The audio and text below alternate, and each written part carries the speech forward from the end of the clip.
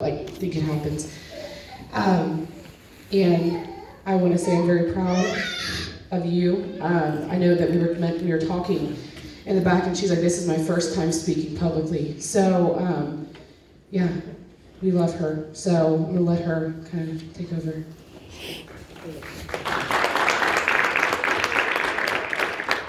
Hi everyone. I'm gonna grab a couple of these and honestly buckle up and grab some too.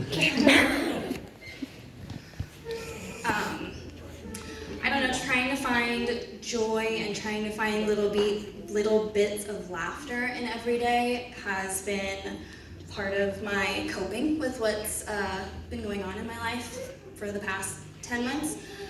Before I go on, you're all probably wondering, who is this beautiful man? And this is my husband. This is Stephen. This is my Stephen. Yeah, I've known Tiffany for a really long time. I actually knew her husband before I knew her, which is kind of weird, but Bubba and I grew up in church together, and then when they got together in high school, that's when I met Tiffany. And ever since then, I really feel like we've just been like two peas in a pod. And so when she first contacted me about, "I'm glad you're here," I am not gonna lie, I ignored her.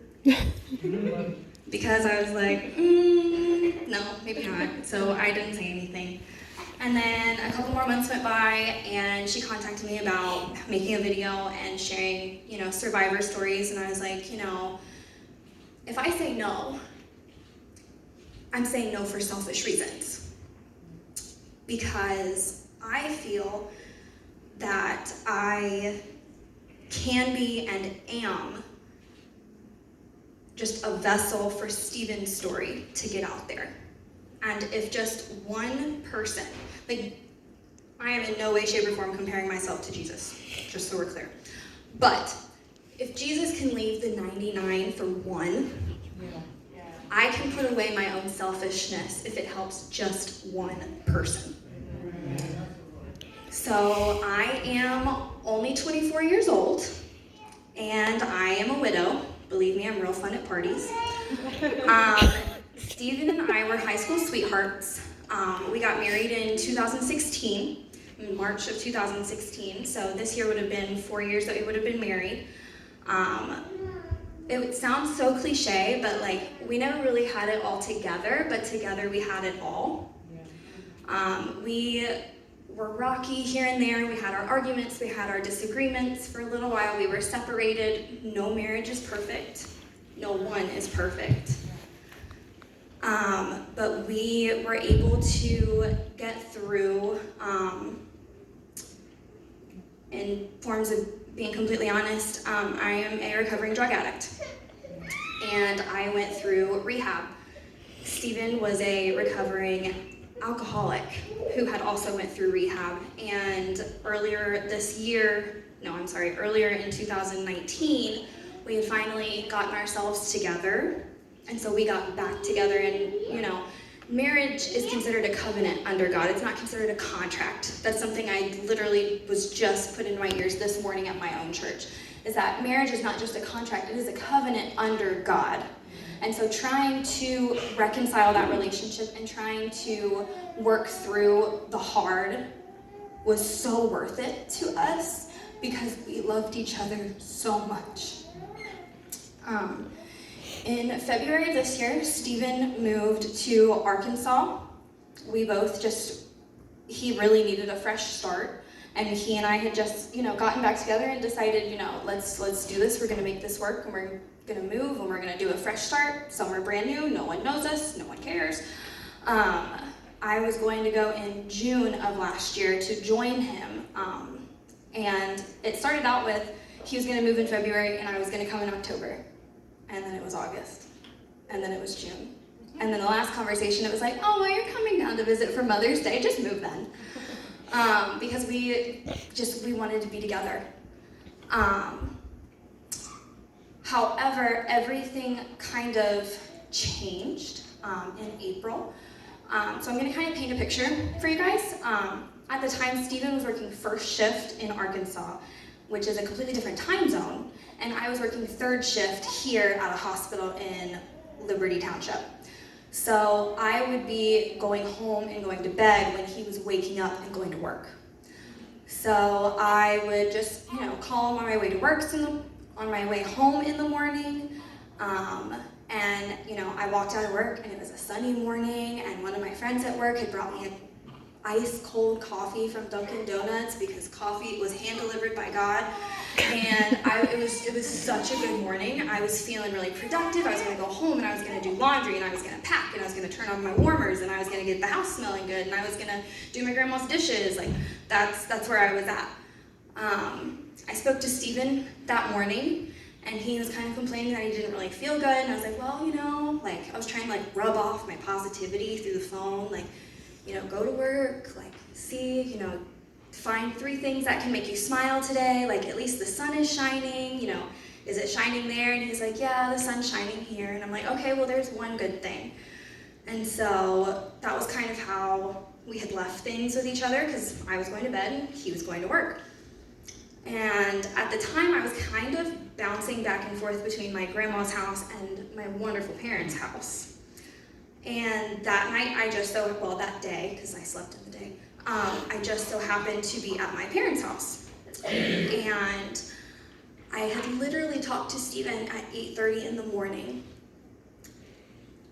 And at 9:30 that night, my sister-in-law called my mom because they had gotten a phone call from Arkansas that Stephen had shot himself. And we didn't really get a whole lot of information. I remember screaming and crying to the point that I don't even think I knew that I was screaming or crying until my mom told me that I needed to calm down because I was screaming. Unfortunately, mental health was so alive in Stephen's world. He suffered with PTSD, he suffered with anxiety, he suffered with depression. I mean, it was just a catalog. My dad took me, we drove all night long because Arkansas is a 10-hour drive.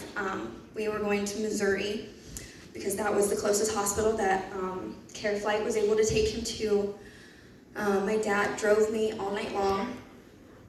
And in between driving from Cincinnati to Missouri, I was continuously calling or getting calls from the hospital. And they're not allowed to update you over the phone because they don't really know who you are, and HIPAA and all of that stuff. And so they couldn't really tell me what his condition was. They couldn't really tell me this. They couldn't really tell me that. All it was, Mrs. Kerr, you need to get here. And so finally, it was about 5 o'clock in the morning. My dad and I stopped to get gas or something.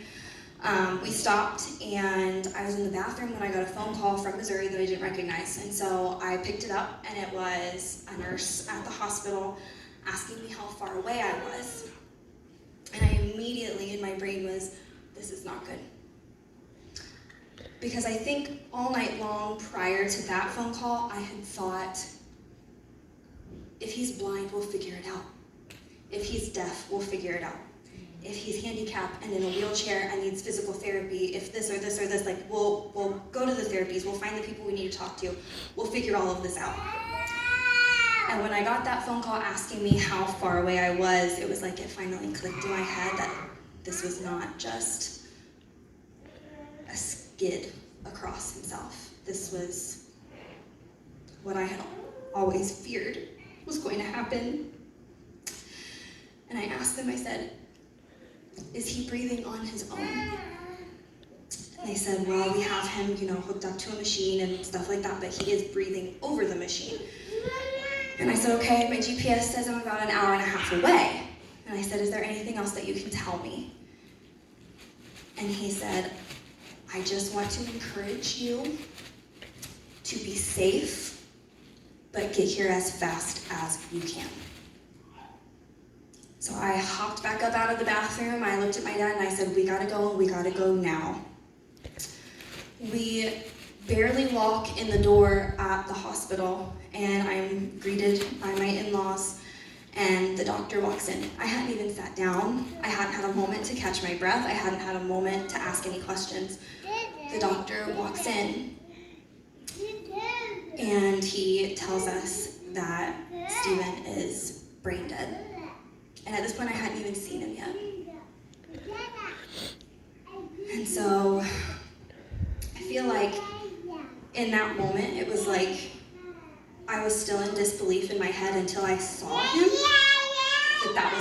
that wasn't real, that the doctor was lying, that the doctor was just playing a really horrific joke, that I wasn't going to believe him until I could see Stephen visually for myself. And so at that moment when the doctor said that, I didn't cry, I didn't get upset, I just kind of stared at him like, you liar. And once he left the room, I went into Stephen's room, and that's when it was confirmed to me that he was not in fact a liar. Doctors are not allowed to lie, it's against the law. And that was kind of when my mother and mom, we kind of looked at each other, and immediately we both knew Stephen was an organ donor. He constantly talked about he was an organ donor. Anything that could go to help someone, he wanted it to go. He didn't want it with him. And so we told the doctors that that's, what his wishes were. And I am extremely proud of him to say that he lives on and has saved 6 lives.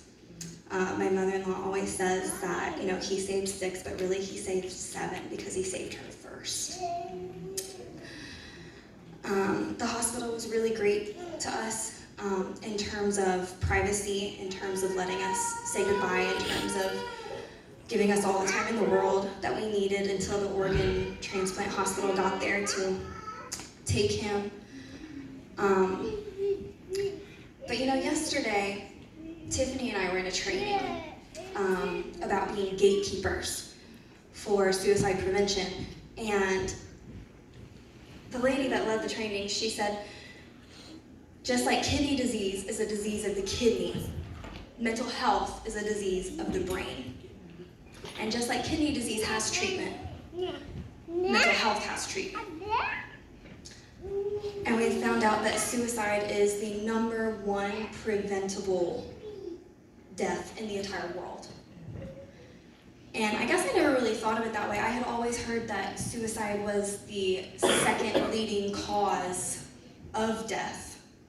And it's in the state of Ohio specifically, but still in the state of Ohio, it's the 2nd leading cause of death. Does that not just completely crumple your heart? Even if you've never experienced suicidal thoughts, even if you've never lost a loved one to suicide, just hearing the fact that in the state of Ohio alone, it is the 2nd leading cause of death. And I just, if you don't know who Kevin Hines is, he is one of only, I think, 11 survivors who have tried to commit suicide by jumping off the Golden Gate Bridge. And he said that the millisecond his hands left the bar, instant regret. He didn't want to do it. And he didn't want to die with everyone thinking that he did this to hurt them. And I absolutely do not think for a second that Stephen did any of this to hurt any of us. He just wanted his pain to stop. And he thought that the rest of us would just be better off, that he wouldn't be a burden to us anymore. But I really think that he didn't, I don't know exactly how I want to word this, but I don't really think that he realized the magnitude of his decision and how heavy it would weigh on everyone else, because what was already weighing so heavy on him consumed him. And it was the only thing that was in his brain 24/7, and he thought that it was the only thing that was in everyone else's brains 24/7. It was such a burden, even though that is so not true. And there is a song by Lauren Daigle, and it's called it's called Rescue. And it's basically a love song from God to us, saying that you are not hidden. There's never been a moment that you were forgotten. And it's God saying, I will send down an army to find you in the middle of your darkest night. I will never stop marching to reach you in the middle of your hardest fight. And when I think about everything that I have been through just in the last 4 years of my life, believe me, I have lived a lot of life in 4 years. And I think about every wrong thing that I've done, or every wrong thing that's been done to me, or every horrible situation that has happened in the past 4 years. And I was never left behind by God. He didn't care that I was a drug addict. He walked into that rehab and woke me up in the middle of the night to tell me that I was not there alone. And when Stephen and I decided that we were going to get back together, I prayed so hard over this situation because I loved him so much and I wanted this to work out so much. And I prayed over that situation and God told me, when I was 12, I think I prayed to God, you're going to have to exactly point out who my husband's going to be and let me know, because otherwise I'm just not going to see it. I'm very oblivious. And God just showed me Stephen with the light and the in the background, here it is. And I am just, I'm so sorry that I ignored you the first time that you asked me to be a part of this group and to be a part of this movement. Because these are the things that people need to hear. People that are struggling, people that are contemplating suicide, people that don't know how to get help, that think that no one cares, that think they are a burden. These are the kinds of things that they need to hear. And so I'm so thankful for, I'm glad you're here. I'm so thankful for my awesome support system that I have. You guys are my coping skill. Because without you guys, I'm not sure that I would still be here either. This April, it will be a year that Stephen has passed away, and where I'm at now is a whole lot different than where I was April of last year. April of last year, I was working in a hospital. I was working third shift, and to be honest, I was completely miserable. No amount of money in the world could have made me happy. At that point, it didn't matter. And I now work in daycare because I love little kids so much. I am, again, going in between houses, between my parents and my in-laws. It's a really weird situation, but it works for us, and I think we're all happy. So I am going back to school this fall for occupational therapy, which is something that I promised Stephen I would do. This March, I will be 3 years clean. No. And to be completely honest, the biggest joy in my life right now is watching my baby sister become a mom. Because she is so awesome, and he is so awesome. Steve and I unfortunately lost 2 kids of our own, and so I am not gonna lie, when she got pregnant, I was so jealous. But she is amazing, and he is amazing, and he, as of lately, since he's been born, he's been my saving grace. But I am so glad to be a part of I'm Glad You're Here, and I am so completely appreciative and thankful that I was able to come here and share with all of you guys. And if there are 2 things that I can leave you with this evening is, 1, if you're not an organ donor and you can be it. Because you never know. Stephen saved a 6-year-old and he saved a 60-year-old. And the second thing is, when you are in your hardest fight, when you're in your darkest night, when you're in the midst of the depths that the devil has put you in and you feel like no one cares, and you feel like no one is going to pay attention and no one, if they die, they die, I can guarantee you that that's not true. And I can guarantee you, if you just reach out to just one person and say, help, or I need help, or please help me, I don't think there's a single person that would ever turn their back and say, I'm sorry, I just can't help you.